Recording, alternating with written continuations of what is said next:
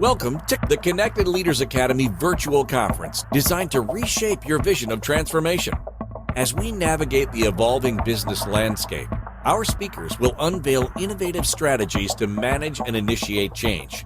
Prepare to adapt, innovate, and lead, ensuring your role as a catalyst in this transformative era.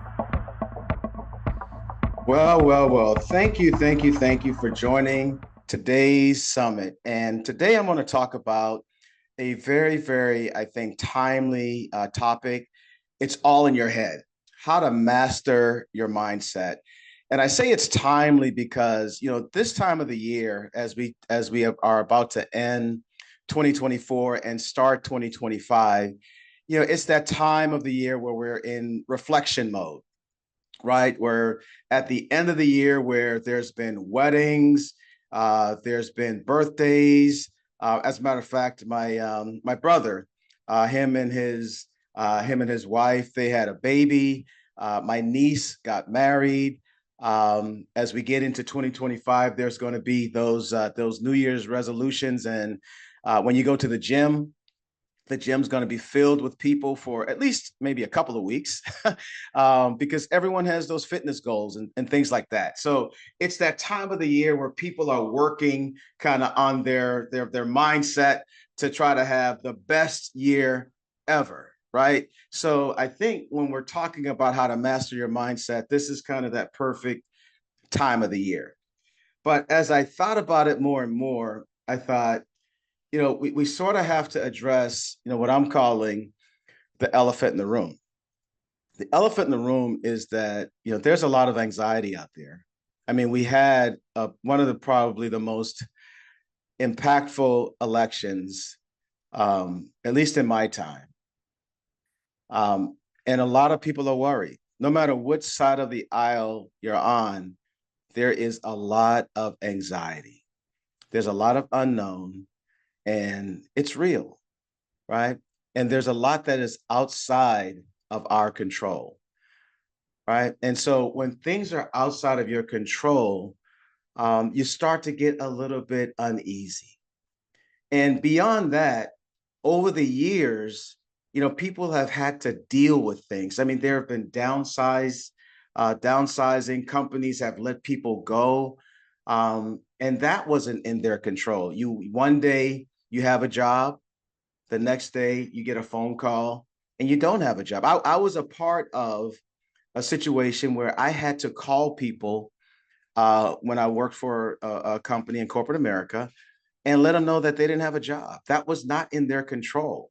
So I'm not minimizing the fact that certain things are out of your control and you have to kind of deal with that.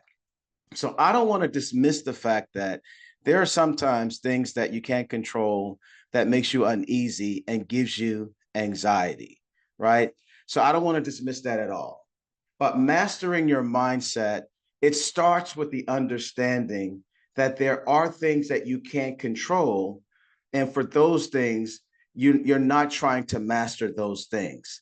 Mastering your mindset is understanding those things that you can control.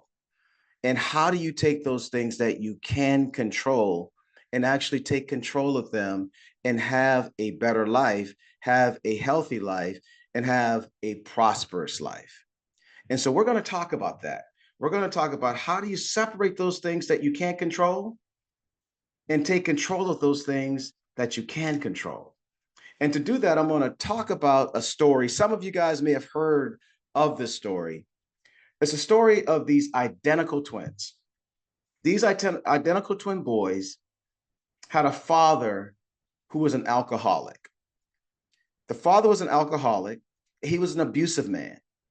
Unfortunately, these two young men, their mother died when they were young. They were young and they were the son of a single father who was abusive and who was a drunk, right? That was not in their control. He treated them horribly, mentally and physically. They did not have a really good living condition. Some days they didn't eat. They didn't have the best clothing. They did not have the best upbringing, right? One of those identical twins, for the most part, almost followed the footsteps of dad. He actually dropped out of school. He got in trouble with the law. He was in and out of prison. He became homeless. He just had a horrible life. The other son looked at his father, looked at his living conditions, and he made a decision. I am not going to live this way.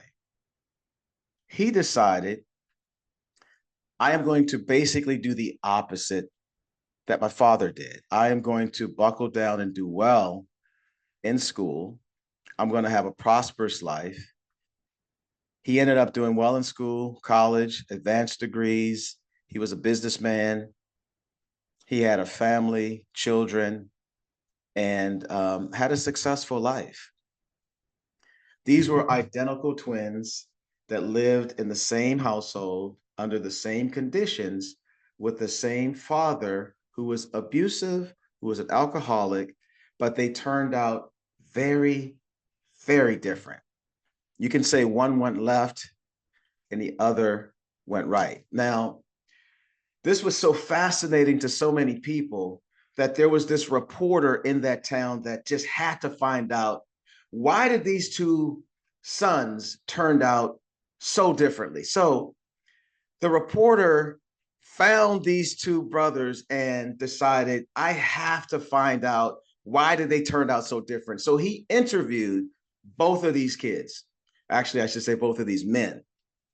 He interviewed the brother that became basically the homeless man who went to jail back and forth and everything like that. And he wanted to find out why, after seeing how your father kind of had his life and how he treated you, why did you end up becoming just like your father? Why did that happen?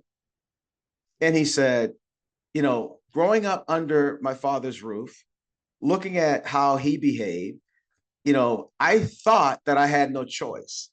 I saw how he treated us. I saw his life. And in my mind, I had no choice but to become the way I became. So that was interesting. The reporter then looked at the successful guy and he asked the successful brother, well, you grew up in the same environment. How did you come out and turn out so differently? So the successful son said, I saw my father, I saw my brother, and I made up my mind that I was going to be the exact opposite. I was going to do the exact opposite. I did not see myself being an alcoholic. I saw myself being a successful person. I saw myself being a good father. I saw myself being a family man. I saw myself being a businessman. I visualized myself being successful. The difference between the brother that became an alcoholic, a drunk, a criminal, and the brother that became a successful businessman and family man was mindset. So now what I'm going to do is I'm going to share with you 3 skills, 3 very important things that you have to do to master mindset that the successful brother did. The first thing you have to do when you master your mindset is you have to visualize yourself doing the thing before you do the thing. You see, the successful brother saw himself being a successful businessman way before he was a successful businessman. He was still a kid when he saw his father not being a successful person, but he visualized himself not being like his father, but being a successful businessman. He was still a kid when he saw himself not being a bad father, family man, when he visualized himself being a good father, family man. You see, you have to visualize yourself doing the thing before you do the thing. That's important because you have to see the destination before you can map out, or in order to map out the journey, which is the second thing. You have to visualize yourself doing the thing. That gives you the ability to determine the destination. You have to determine the destination in order to build the journey, right? You have to build the map, which is the second thing. The successful son built the map. The map was, I have to do good in school. I have to do good in school so I can get to college. I have to do good in college so I can get the job. I get the job so then I can have a family, be successful, and prosper. He built the map. It's almost like, when you're in the mall and you have that "you are here" sign, you want to get to the food court. The food court is the destination. You know where you are, and you can build your map to get to the food court. That's the concept, right? So, thing number one is you have to visualize yourself doing the thing before you do the thing. Thing number two is now you can build your map. And thing number three, I'm sorry, is now you're ready to take the journey. The successful son then took the journey, right? He did well in school so he could get to college. Then he did well in college so he can get the job. And then he was successful in his job. He got the family, he got the children, and he was successful. Right? So those are the three things that you have to do in order to master your mindset. All right, so now I have a treat for you. I am going to share with you a real life story of Cedric Singleton mastering his mindset. And the title of this story is called From Soldier to Salesman. So in 1993, Lieutenant Cedric Singleton, first lieutenant, was a soldier in the United States Army. I was stationed in Fort Carson in Colorado Springs. And as a first lieutenant, I had just made the captain's list. I was captain promotable, which is a pretty significant thing for a young lieutenant. So I made the list to be promoted to captain. I was newly married. I had a young daughter on the way. I had my bonus son, Walter, and life was pretty good. I had, for those that were armor officers, I was a lieutenant, and I had made top tank platoon. So I had one top tank platoon, which is a pretty significant thing for armor officers. So I had a pretty good career going. I had every indication of becoming a career military officer, right? So things were going pretty well for me. But little did I know that just wanting some free food, because there was a corporate recruiting conference going on in Corpus Christi. I'm sorry, in Fort Carson, Colorado, a corporate recruiting conference that me and some soldiers attended because they had some really good food. That would change the trajectory of my life. So I went to that conference, and the first thing that I saw were these men in suits. We had on fatigues, army fatigues, and these men in suits. These looked like Brooks Brothers suits, and they had on the wingtip shoes, and briefcases were still a thing.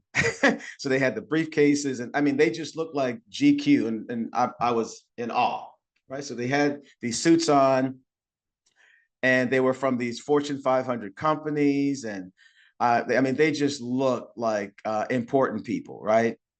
And they wanted young lieutenants like us to join their companies, right? But here's the thing: all of them used to be lieutenants like us, and they had these big titles. They were regional managers, they had sales teams, and they years prior were sitting in seats like us. So I was just in awe, right? And as they started talking about the transferable skills that we had that they wanted: team building, leadership, attention to detail, how to accomplish objectives, and all the different things that we did that they needed for their companies. I mean, I ate it all up, right? So we fast forward, and they gave us the opportunity after that meeting to have conversations with them, sort of one-on-one, and find out a little bit more about their journey. So I did that as well. I was all in. I wanted to be in corporate America, but that was first step number one. I mentioned that I was newly married, I had a baby on the way, and I had a bonus son. Step number two was I had to talk to my wife, right? She was not all in. Right? So I talked to my wife, and I tell her, this career that I have in the military, I now want to do a sharp pivot and join this thing called sales in corporate America, and just change the trajectory of our life. She thought I was crazy. So that's thing number one. um, but she could tell I was excited about it. So what my wife said was, I don't see it, but I believe in you. And if you believe that this is best for you and our family, I will support you. But then she said something that, I'll never forget. I'm going to clean it up for this audience. She said, but this ish better work. um, she didn't have to say that, but she did, and I understood what she meant, and I believed it as well, because this was a major thing, right? I mean, just to set, I gotta set the stage. I was all in on the military. I was a military guy. And it was, the military, for those who are in the military, you're all in. It's a noble profession. You are protecting the country, right? And everybody who I was around was military, right? So nobody got it. No, when you say sales, they're thinking you spent 4 years in college, right? You have a military career. You made the captain's promotable list. So you're on your way. I should mention that I was going from armor to military intelligence. So I was going to be a military intelligence officer. You're on your way to this career that you wanted, you worked for. And in their minds, you're going to go from that to selling products at Target. That's kind of how everyone saw it. That's why those three elements of mastering your mindsets are important. And I'm going to get back to that in a second. But let me just set the stage for you. What I was selling my wife was that I was going to leave the military, which I was very familiar with and very trained on.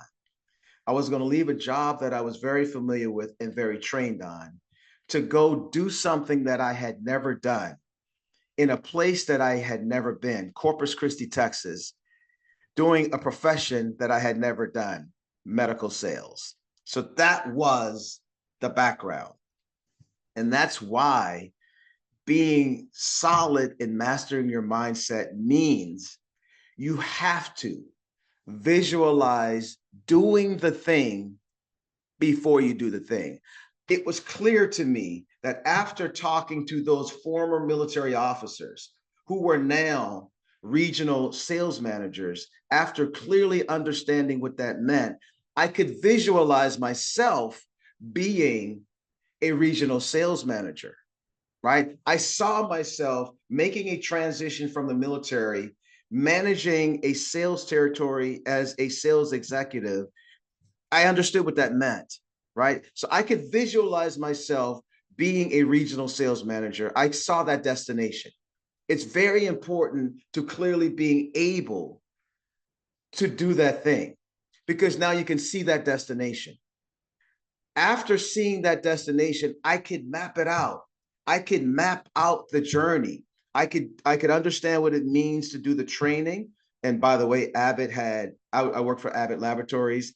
It had impeccable training. So I could understand sales training. I could understand territory mapping. I could understand managing a sales territory. I understood what it took.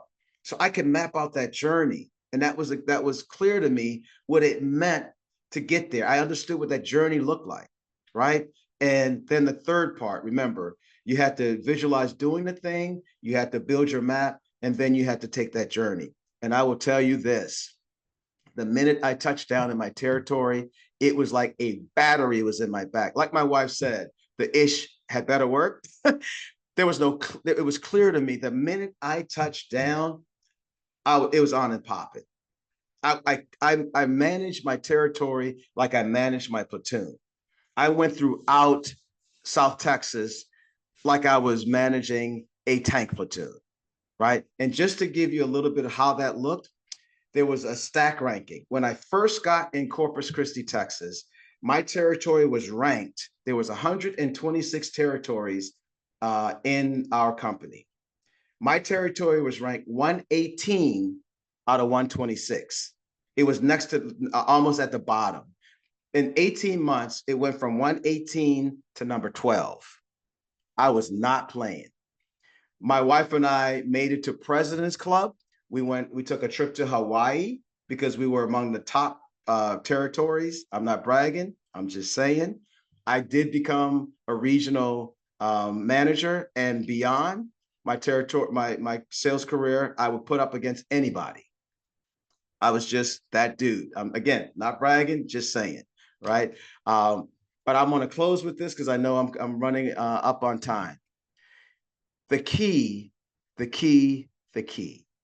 is you have to believe in your vision. You have to believe in whatever it is you want to do. There are people on this call right now. You might be an accountant, but you want to write a book. You have to visualize yourself signing your book, right? You have to visualize yourself at a book signing. That's your destination.